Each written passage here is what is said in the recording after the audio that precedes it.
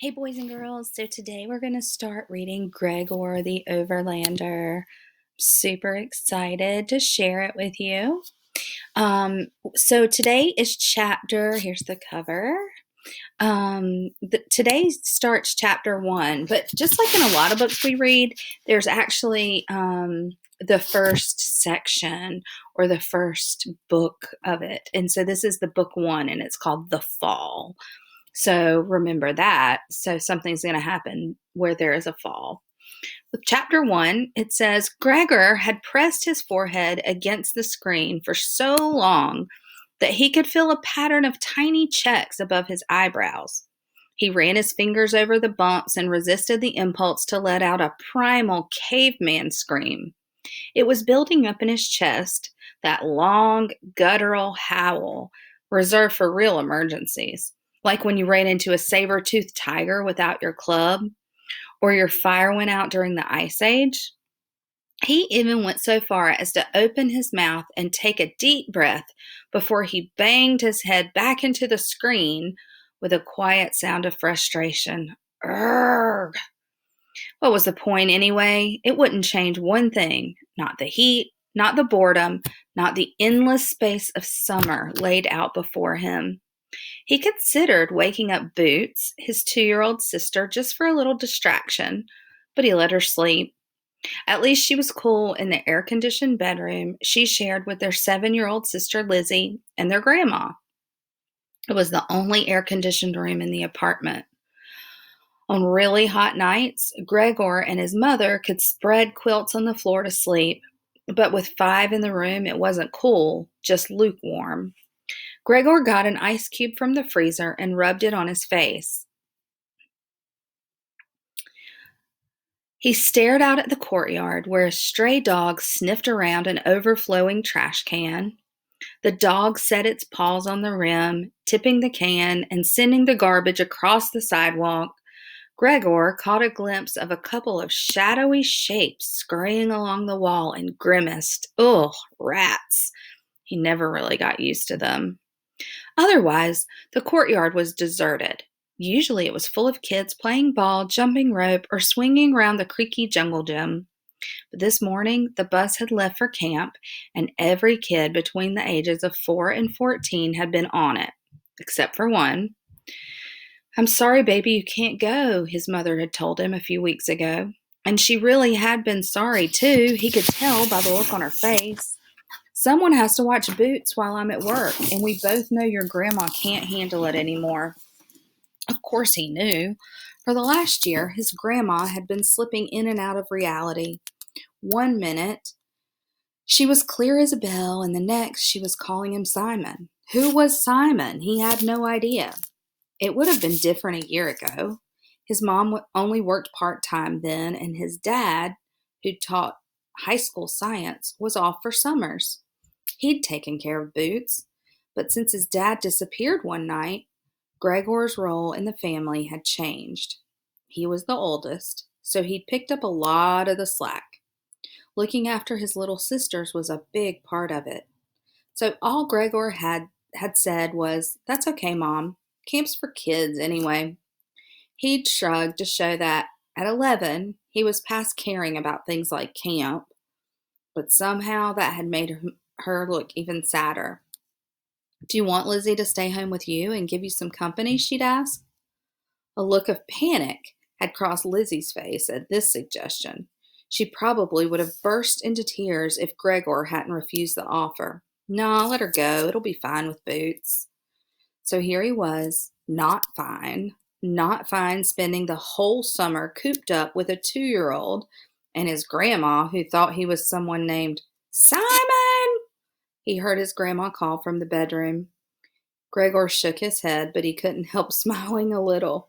"Coming, Grandma," he called back and crunched down the rest of his ice cube.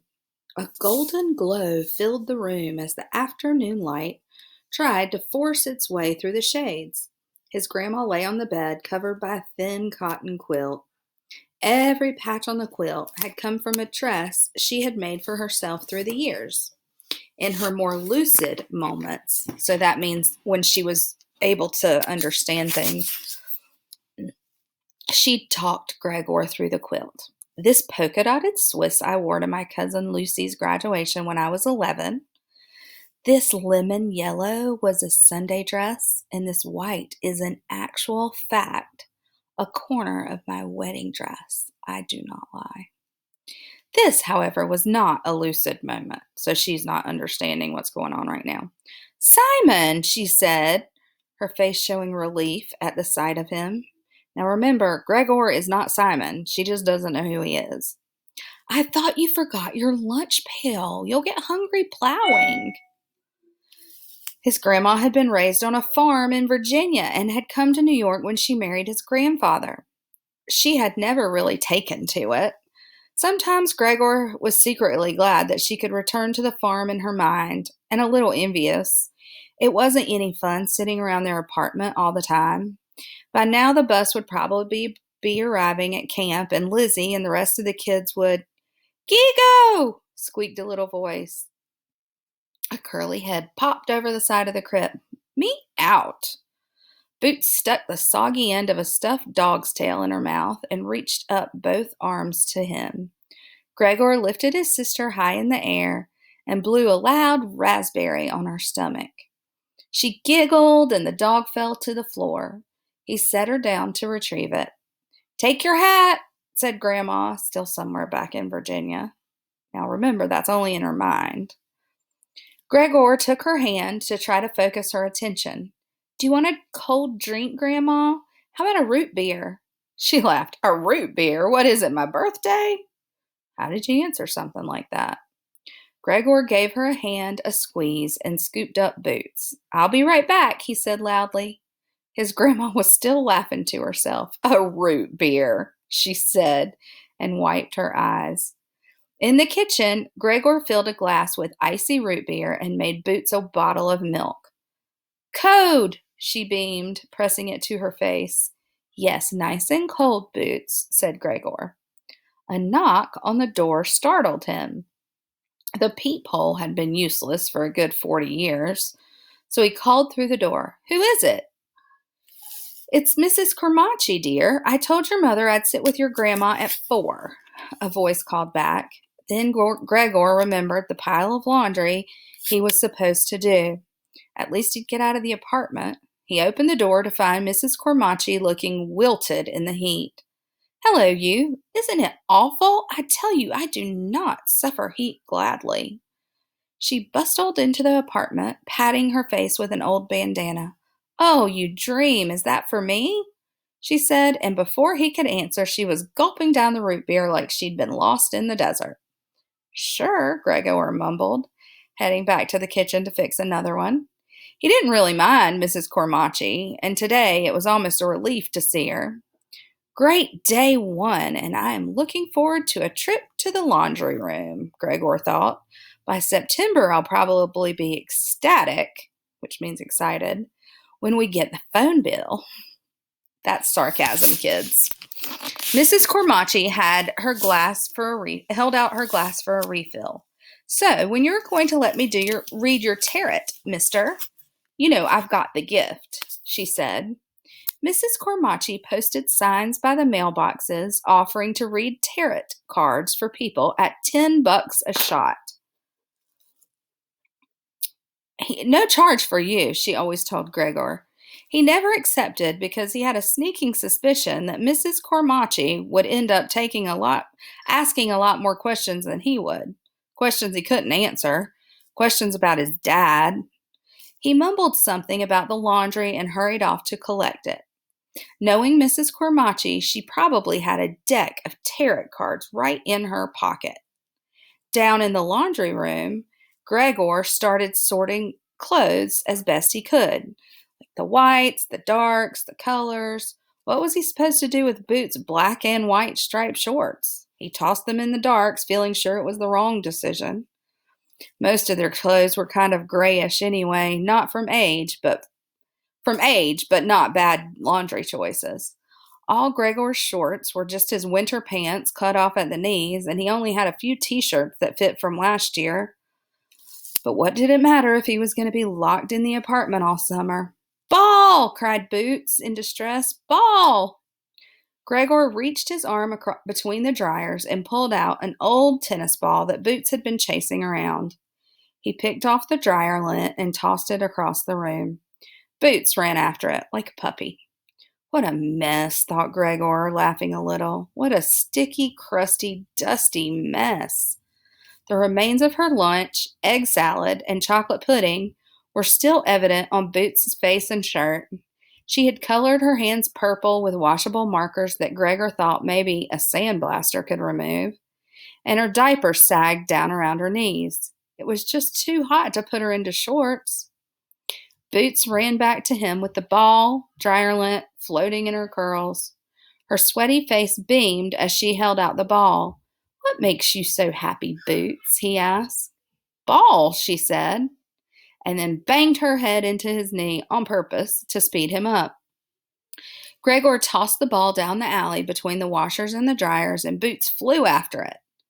As the game continued, Gregor tried to remember the last time he'd felt as happy as Boots did with her ball. He had some decent times over the past couple years. The city middle school band had gotten to play at Carnegie Hall. That was pretty cool. He'd even had a short solo on his saxophone. Things were always better when he played music. The notes seemed to carry him to a different world altogether. Running track was good, too, pushing his body on until everything had been drummed out of his mind. But if he was honest with himself, Gregor knew it had been years since he'd felt real happiness. Exactly 2 years, 7 months, and 13 days, he thought. He didn't try to count, but the numbers automatically tallied up in his head. He had some kind of inner calculator that always knew exactly how long his dad had been gone. Boots could be happy. She wasn't even born when it happened. Lizzie was only 4, but Gregor had been 8 and had missed nothing, like the frantic phone calls to the police, who had acted almost bored with the fact that his dad had vanished into thin air. Clearly, they thought he'd run off. They'd even implied it was with another woman. That wasn't true. If there was anything Gregor knew, it was that his father loved his mother, that he loved him and Lizzie, and he would have loved Boots. But then, how could he have left them without a word? Gregor couldn't believe his dad would abandon the family and never look back. "Accept it," he whispered to himself. "He's dead." A wave of panic swept through him. It wasn't true. It couldn't be true. His dad was coming back because what? Because he wanted it so badly, it must be true? Because they needed him? No, thought Gregor. It's because I can feel it. I know he's coming back. The washer spun to a stop, and Gregor piled the clothes into a couple of dryers. "And when he gets back, he'd better have a really good explanation for where he's been," muttered Gregor as he slammed the dryer door shut, like he got bumped on the head and he forgot who he was, or he was kidnapped by aliens. Lots of people got kidnapped by aliens on TV. Maybe it could happen. He thought about different possibilities a lot in his head, but they rarely mentioned his dad at home. There was an unspoken agreement that his dad would return. All the neighbors thought he'd just taken off. The adults never mentioned it, and neither did most of the kids. About half of them only lived with one parent anyway. Strangers sometimes asked, though. After about a year of trying to explain it, Gregor came up with a story that his parents were divorced and his dad lived in California. So he came up with a story, but it was a lie. People believed it, while no one seemed to believe the truth, whatever that was. So Gregor's saying that he finally made up this lie because nobody believed that his dad was just gone. And so he lied and said his dad lived in California, and people believe that, even though they don't believe the truth. "And after he gets home, I can take him," Gregor said aloud, and then stopped himself. He was about to break the rule. The rule was that he couldn't think about things that would happen after his dad got back. And since his dad could be back at any moment, Gregor did not allow himself to think about the future at all. He had this weird feeling that if he imagined actual events, like having his dad back next Christmas or his dad helping coach the track team. They would never happen.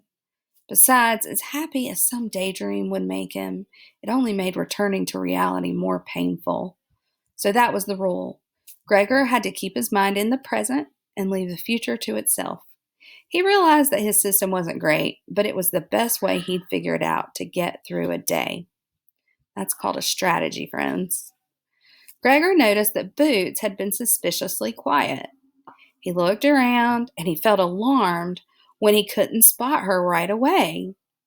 Then he saw a scuffed pink sandal poking out from the last dryer. "Boots, get out of there," said Gregor. You had to watch her around electrical stuff. She loved plugs.